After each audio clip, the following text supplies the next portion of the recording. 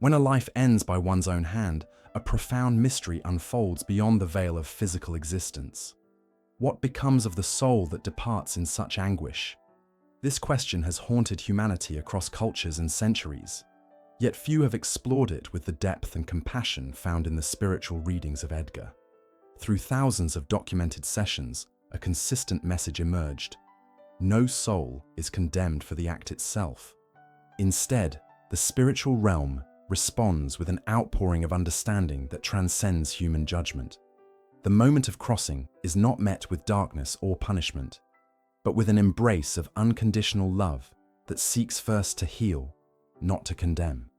Consider the state of a soul departing in such profound pain. The confusion, the overwhelming sense of hopelessness, the belief that escape was the only option.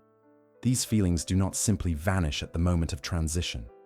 The consciousness carries with it the weight of its final earthly moments, disoriented and often unaware that physical death has even occurred. Yet what awaits is not what many fear. Presences of light, beings of immense compassion who have themselves walked through valleys of darkness, gather around the newly arrived soul. These are not judges seated on thrones, but healers extending their hands. They speak without words, communicating through waves of pure understanding and acceptance. Their message is clear. You are not lost. You are not abandoned. You are deeply loved. The first phase of this journey involves gentle recognition.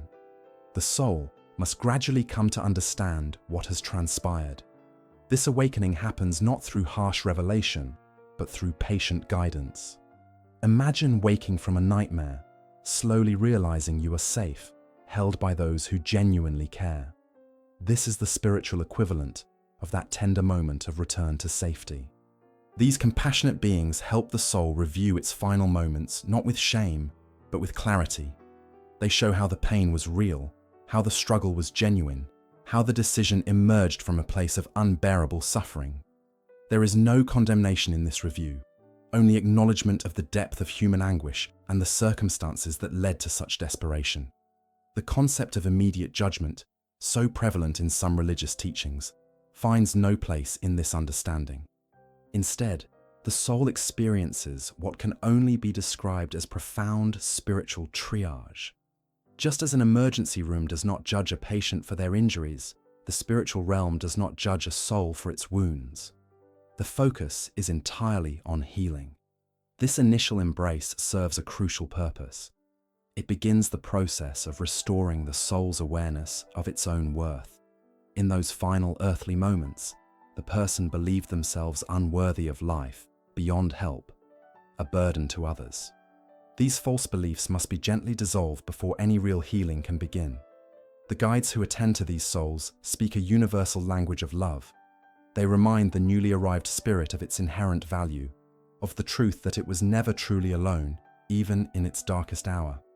They help the soul understand that the pain that seemed infinite was actually a temporary state, a storm that could have passed with the right support and circumstances. This recognition phase is not instantaneous. Time operates differently in spiritual dimensions, and what might be experienced as years of gentle unwinding could pass in what earthly time would measure as mere moments. The soul is given exactly what it needs. No rushing, no pressure, only infinite patience. As this initial healing progresses, something profound begins to happen. The soul starts to remember who it truly is beneath the pain. It begins to recall moments of joy, connections with loved ones, times when life felt meaningful. These memories are not brought forth to create regret, but to remind the spirit of its capacity for light even in the midst of darkness. The wounded soul also begins to perceive something remarkable. It is not alone in this experience. Others who have walked this same difficult path surround it, offering their presence as living proof that healing is possible. These companion souls share their own stories of transformation, demonstrating that the journey from despair to hope is one that can be traveled. In the spiritual dimensions described through profound readings, there exist realms specifically designed for the healing of traumatized souls. These are not places of punishment or purgatory in the traditional sense, but rather what can be understood as hospitals of light. sanctuaries where wounded spirits receive the care they desperately need. Picture an environment where everything is calibrated to soothe and restore. The very atmosphere vibrates with frequencies of peace and acceptance. Colors are softer yet more vivid than anything experienced on Earth. Sound exists as healing harmonies that penetrate directly into the consciousness, dissolving layers of pain and fear. This is not fantasy, but a description of vibrational realities that exist beyond our physical perception. Souls who arrive in these healing spaces are treated with the same careful attention a skilled physician would give to a patient in critical condition. The spiritual body, though not physical in the earthly sense, carries wounds that are very real. The trauma of suicide leaves deep imprints on the consciousness, patterns of thought, beliefs about unworthiness, energetic disturbances that must be addressed with great care and expertise. The healers in these realms are beings of extraordinary development. Many have themselves experienced profound suffering during their own earthly incarnations. Some have even faced the same darkness that led to suicide, whether in their most recent life or in previous existences. Their empathy is not theoretical, but deeply personal. They understand from the inside what it means to believe that life is unbearable. The healing process begins with what might be called vibrational stabilization. The soul's energy field, chaotic and fragmented from the trauma of departure, must be gently brought into coherence. This happens through immersion in fields of pure love and acceptance. Imagine being surrounded by a light so warm, so completely accepting, that every cell of your being begins to remember its natural state of wholeness. As stabilization occurs, the soul becomes ready for deeper work. Mentors guide the spirit through a process of understanding, not just of the act itself, but of the entire pattern of thinking and feeling that led to such desperation. This is done without judgment, as an educational process meant to illuminate rather than condemn.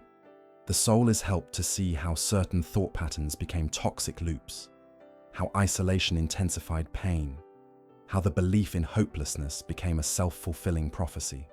But alongside this understanding comes something crucial: the revelation of all the factors that contributed to the crisis.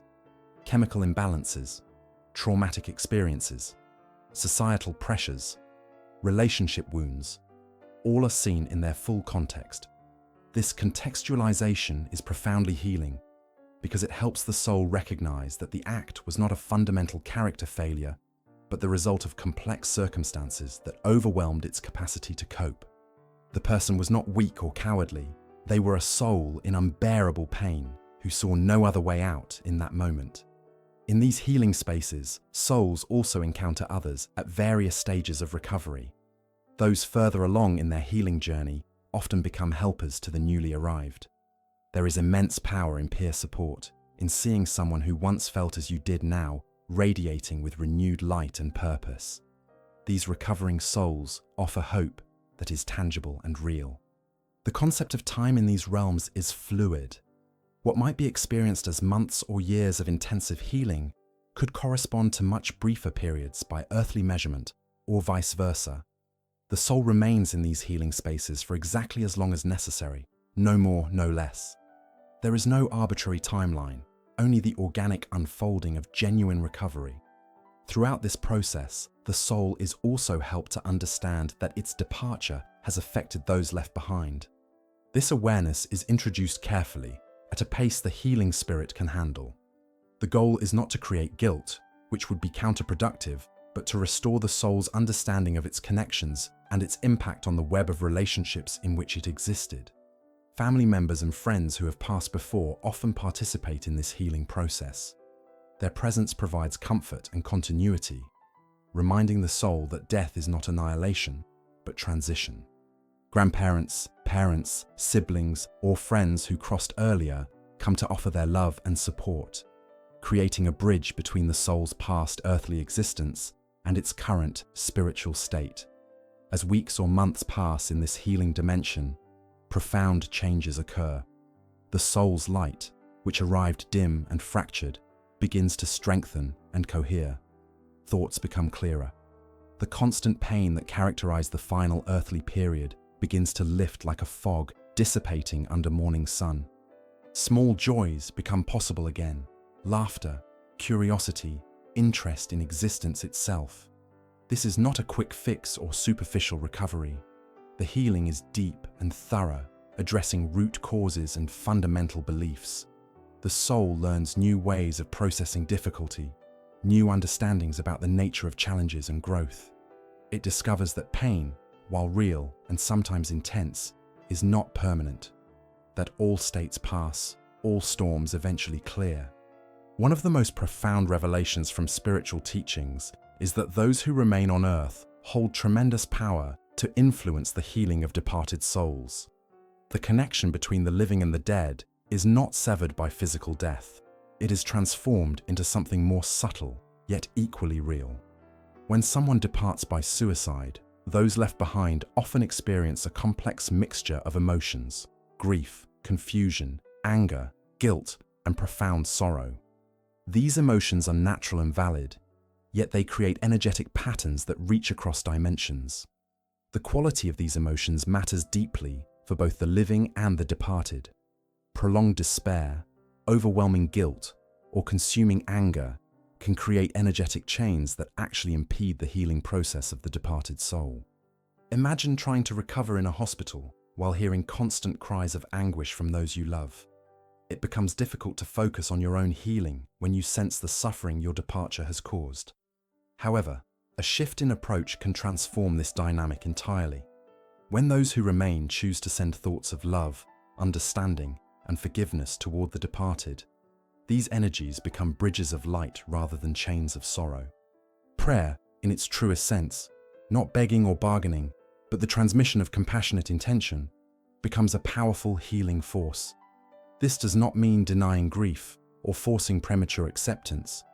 Genuine mourning is necessary and healthy, but within that grief, there can be moments of conscious choice. To send the departed soul wishes for peace rather than projections of guilt, to remember them with love rather than focusing solely on the manner of their death, to trust that they are being cared for in ways beyond our earthly comprehension. The departed soul perceives these transmissions of love as tangible support. In the healing realms, such loving thoughts arrive as waves of light, as warm presences, as encouragement that strengthens their recovery. They feel less isolated, more connected to the love that continues despite physical separation. This connection becomes part of their healing rather than an obstacle to it. As the soul progresses through its healing journey, a profound awakening occurs. The spirit begins to comprehend a truth that was obscured by earthly pain. Life is eternal, consciousness continues, and what seemed like an ending was actually a transition. The physical body was released, but the essence, the true self, continues its journey of learning and growth. This realization brings with it a review of the earthly life, but now from a perspective of wholeness rather than fragmentation. The soul sees its entire existence with clarity, the joys and sorrows, the connections and losses, the moments of courage and times of struggle. Most importantly, it sees the final act not as a defining moment of failure, but as one chapter in a much longer story. With this expanded awareness comes profound self-forgiveness. The soul recognizes that it did the best it could with the understanding and resources available at that time. The compassion that has been flowing toward it from spiritual helpers now begins to flow from within. The soul learns to hold itself with the same tenderness that has been extended to it. This internal shift marks a crucial turning point. The soul is no longer defined by its wound, but empowered by its healing. It begins to consider what comes next, understanding that its journey is far from over. Some souls choose to remain in spiritual dimensions for extended periods, engaging in service to others who are struggling. They become the helpers they once needed, using their experience to guide others through similar darkness. Other souls, when fully healed and ready, choose to return to physical incarnation. This decision is never forced, but emerges from a renewed sense of purpose. Having traversed the depths of despair and emerged into light, these souls often incarnate with a mission of compassion, to help prevent suicide, to support those in mental anguish, to bring greater understanding and acceptance to issues of depression and emotional pain. The most liberating truth revealed through these teachings is that nothing is lost. Every experience, even the most painful, contributes to the soul's evolution. The suffering that seemed meaningless in the moment becomes, in retrospect, a catalyst for profound growth and deepened compassion. What appeared to be an end reveals itself as a transition to new phases of existence and understanding. This does not romanticize or minimize the tragedy of suicide.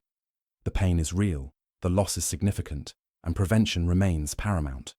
But for those left behind, and for those concerned about the fate of departed souls, there is profound comfort in understanding that love continues, healing is possible, and the journey of consciousness extends far beyond any single lifetime. The soul that departed in darkness is not condemned to eternal suffering. It is held, healed, and eventually restored to its natural state of light. And in that restoration, it often discovers a purpose that transcends its earthly pain, becoming a beacon of hope for others who struggle, a living testament to the truth that no darkness is permanent, no soul is beyond redemption, and love truly is the force that guides all beings home. If this message brought you comfort, clarity, or hope, please share it by leaving a comment below. Your words might be exactly what someone else needs to hear today.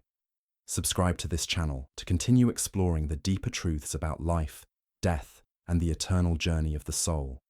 Together, we can bring more light and understanding to topics that matter most. And if you know someone who might benefit from this message, share this video with them. Sometimes, the greatest gift we can offer is the reminder that no one is ever truly alone, and that healing is always possible. Thank you for being here. Your presence makes a difference.